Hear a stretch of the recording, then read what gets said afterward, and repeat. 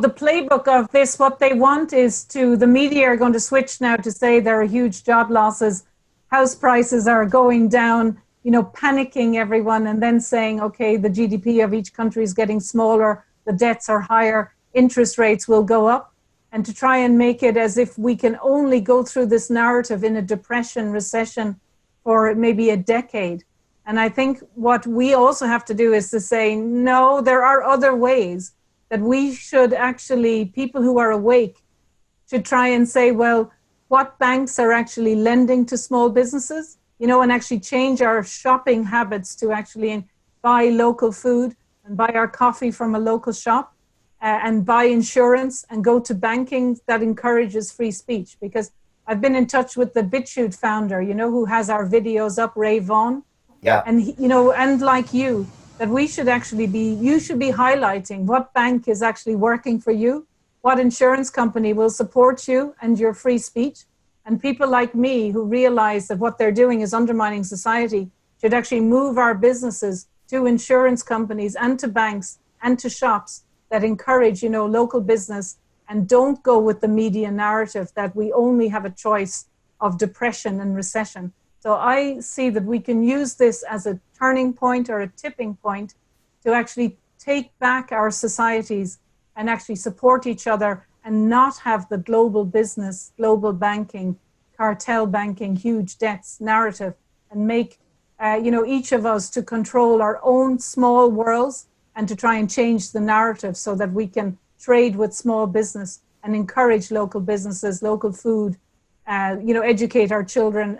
The whole change the narrative that we don't need to go into this depression. And of course, you can do things like gold or look at asset-backed economies, asset-backed money, There's a different way of thinking than the global narrative. And I think if we don't do it, there is a potential that society will be undermined and there will be huge unemployment and huge poverty and huge ill health and not so much taxes. So we do have to talk about solutions now and not spiral down into their recession, depression narrative. Yeah, it's a great point. You're making some really interesting points here, Dolores. And I've had both from my perspective. I've had accountants and lawyers that are very concerned about what I'm doing. And I've also had technology platforms the same. But I've had some that are actually jumping forward and saying, we really appreciate what you do. We want to do business with you. And so we are literally choosing who our friends are and who is backing us up in these times, and that's who we're going to support going forward. And so I agree with you. I think we really need to look out and support the people that are supporting the way we think. I think that's very important. And I just had Max Kaiser on and Peter Schiff, and we talked all about fiat currencies. So I literally was thinking, I think on my run today, like what happens when nations stop printing money? Like, will we go back to a barter economy? Will we go back to where I get my milk from the person down the road?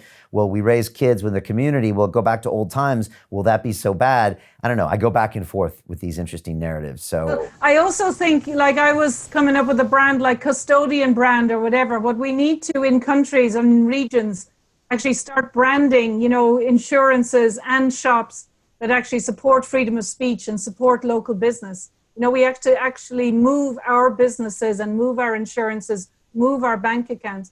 And someone maybe you might consider who I really admire is Professor Richard Werner, who has been promoting the Sparkasse model for Germany. He's a very well-renowned banker, and he is trying to set up community banking. And I'm also supporting the Public Banking Forum of Ireland.